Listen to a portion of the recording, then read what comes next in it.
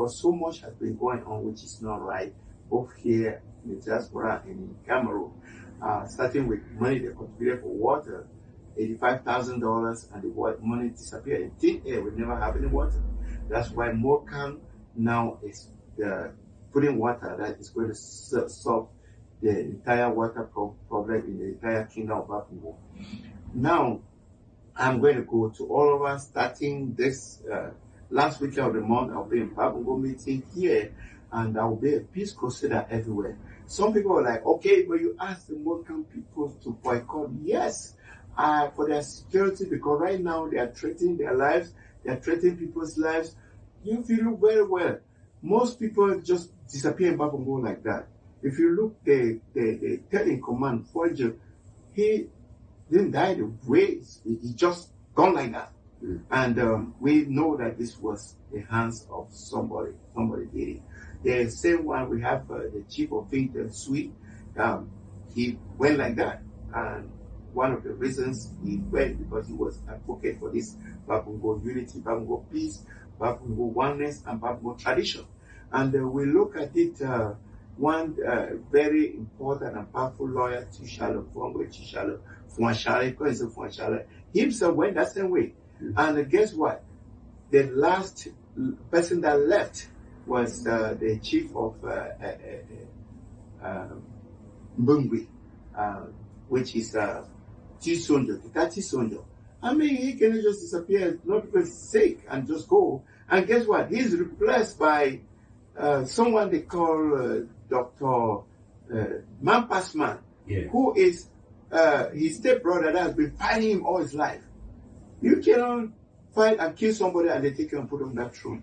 That is extremely wrong. They are breaking people's wills. These people's wills have to be reinstated. Okay. They will be reinstated, and Babongo will be good, and Babongo will have peace, harmony, and everyone in Babongo will live a life that will be free of fear. Go everywhere in Babongo and build a house, build a compound, do what you want to do. That fighting, it has to end. Being scared and being afraid, you cannot be afraid in this modern time. So, I will say one thing, I'm begging the Babongo people and anybody on good will, don't fight anybody. We have the cameras now, we have the photos, we have view, we have the phones, which have audio. Anything anybody doing wrong to you or to anybody, take it down in pictures and video and publish it in the whole world. Let's see who is destroying this Babongo. Let's see who is destroying it. And I'm also going to call on anybody who has pictures or audios about the concrete in Bamenda should go ahead and publish it so they see who is destroying, who is fighting, who is causing Babongo to go backward. And from now hence, I want to beg Babongo people to know that I'm the next king. The boy is ahead. Let everybody take his place in Babongo. The king said himself that I should come back and take my position and make sure that Babongo will become what it's supposed to be. We are all now, it's going to be all hands on the deck. Everybody in Babongo. If you watch a video of King Zofwan II, he said, when you see we so now all we be the Babongo this. Now all we, and he was showing the youngest who is there, the tallest, the shortest, everybody. Say, if you see us like this, don't ask where is the Babongo. Babongo is us. He didn't say Babongo is him. That's what we are trying to get this thing straight. Babongo is not anybody. Babongo is us. It's everybody in Babongo is Babongo. Bongo is Bongo. Bongo is not one person. Bongo is not me. Bongo is not King Nofwan. Bongo is not Fuanje. Bongo is Bongo. Everybody in Babongo.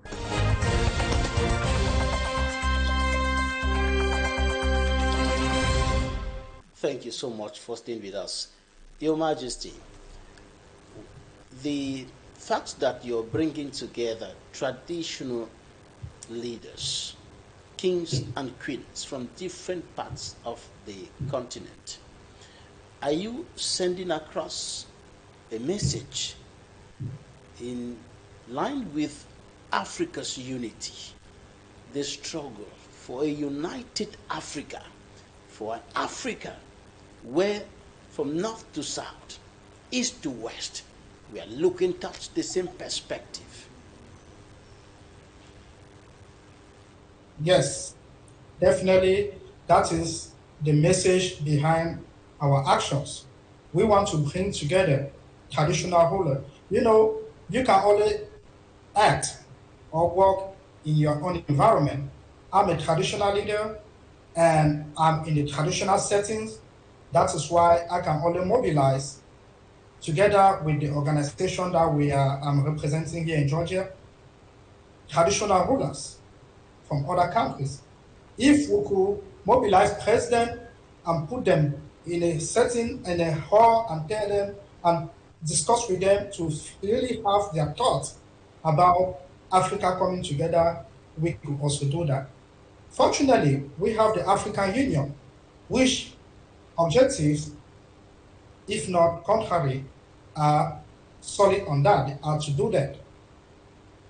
Yes, we want a one Africa. Yes, we want an Africa where we can freely walk, interact, exchange without any barriers, without any limitation. We want an Africa where we can freely go to one country, from one country to another, without any passport barriers, without any visas barriers. We want an Africa where we can reach love, we can live love, and we can share love within each other. An Africa that is strong and strong for the development of its children, where the African children will not have to come to the United States, go to Europe, go to Canada, go to everywhere else to look for greener pastures, going through the miserable situation, unforeseen situations that we have on the road.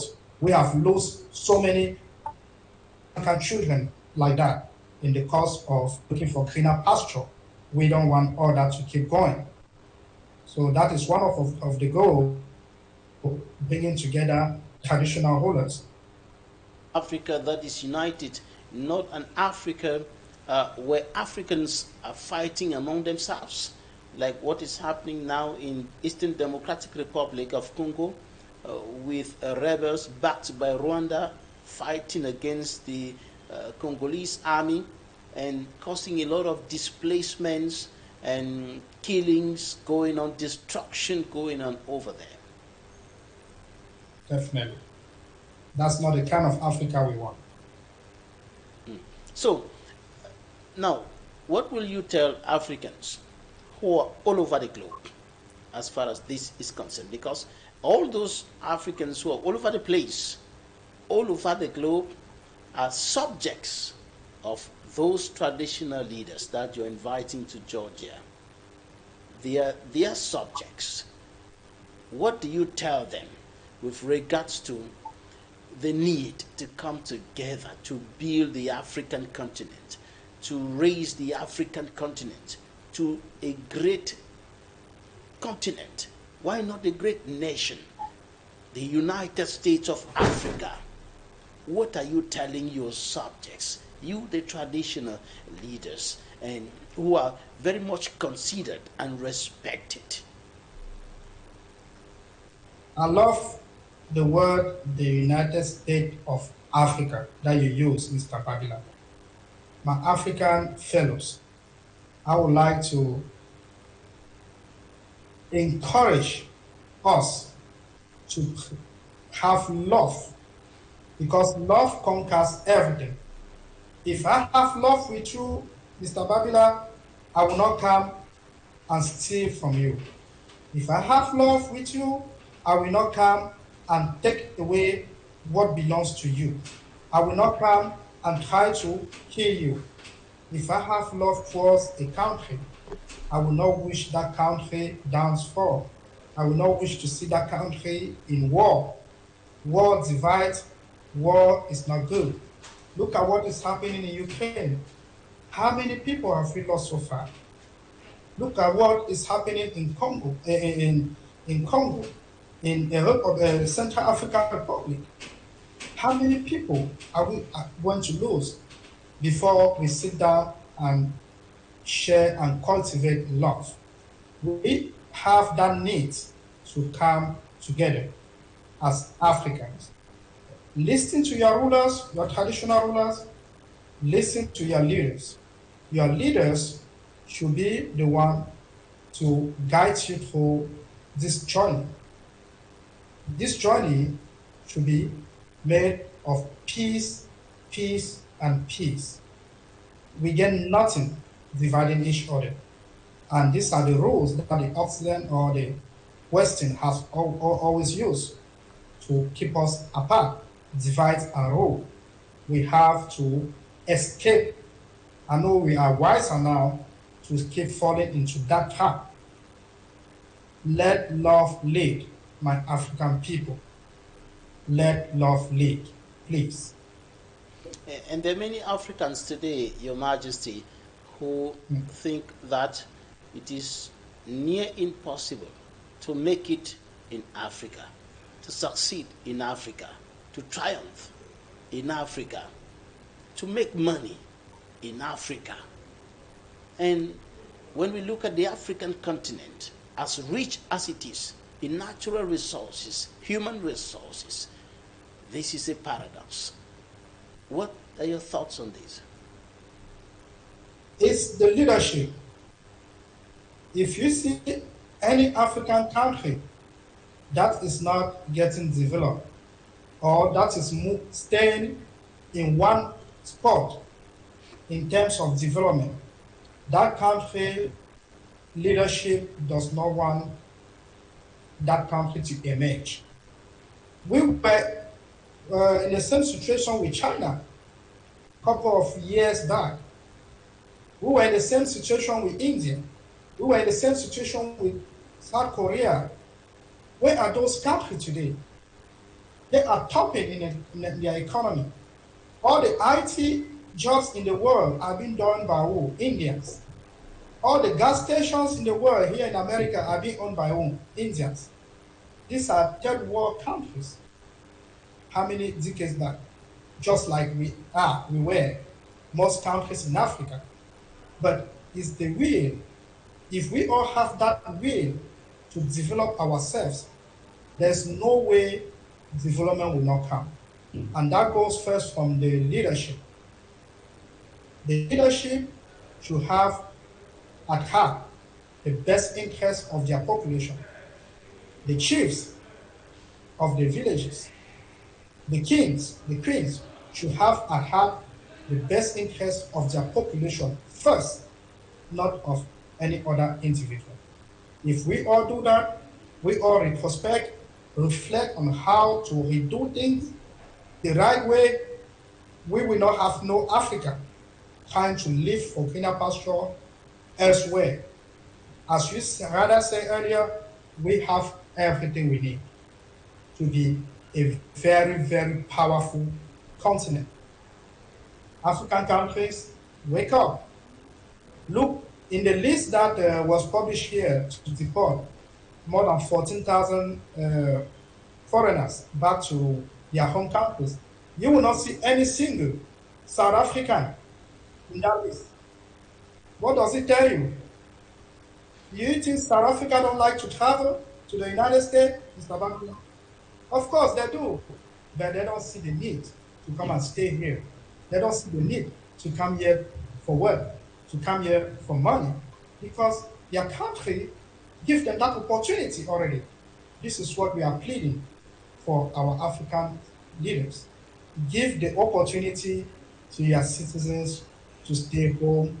It makes no sense to train thousands of teachers, nurses, doctors. At the end of the day, they are going to Canada, they are going to US to go and exercise their profession. We are losing in these resources. It makes no sense at all. So let's look for a way to keep these resources back home. Let's look for ways, for means to create more opportunities. It's not in terms of government job, because that is where we fail sometimes. We think that if we launch more concours and give more jobs out there, government jobs to citizens, it keeps them around. No government job cannot sustain its citizens. Each country that has developed in the world has developed based on the private sector. we have to give that opportunity and encourage private sector. I was an entrepreneur in Cameroon a couple of years back, a contractor with NAO. You could see how this company treats his contractor very poorly. They treat contractor as if they treat their children, their wife at home. Unfortunately, they will tell you, si tu ne veux pas, il faut laisser. Si tu ne veux pas travailler, il faut laisser. They ask you job, they don't ask you money. When you ask for it, they say, chef, si vous ne voulez pas, il faut laisser, quelqu'un d'autre va prendre. That is the mentality that we have in our countries. And those mentality has to stop. When you come here, you have an opportunity, you create a business as a lead, and it's moving, you got your paperwork every year, your business license is renewed, you pay your employees, you see how life goes smoothly. Why not in your own home country? Yes, it's possible in Africa. We can do that. Africans, leaders, let's change our behavior, let's change our mentality vis-a-vis our citizens. We'll be good on that. Thank you. Right, Your Majesty, what I take home from you is that we can make it in Africa. You must not undertake the perilous journey through the desert or the Mediterranean Sea to look for greener pastures. We can make it here, but the leaders have to create the enabling environment for Africans to succeed, for Africans to invest their creativity, their resources, intellectual resources for the development of the continent. Your Majesty, we are leaving our viewers with the rendezvous of March 13, 2025 in Georgia, when the queens and kings of the African continent will converge. That's right, Mr. Babila. Before I leave you, permit me to give a grand homage to one of our forefather member who left us, who departed, the King of Basel. The King of Basel was one of our forefather of Wokotomati, the World Coming Together organization. He has been here with us. Just last year, he was here with us. So this tells you, and last year also, I received his queen here in my palace in Georgia. She was here for another event that we had. That was the Cameroonian Day. So I really want to wish the population of Basel my heartfelt condolence as we lost this our father, our colleague, our friend. He was so dynamic to us. Also permit me to greet every other Cameroonians and the BLM chiefs, the BLM fronts, the Northwest fronts. I would like to greet all these authorities. Right, His Royal Highness FOSANOH Blaise, Chief of Quingala Village in the BLM Division Southwest region of Cameroon and Secretary General of the Cameroon Community of Georgia in the United States of America. Thank you so much for the insights and wisdom you've shared with us in this edition of the program. Thank you. Pleasure is mine.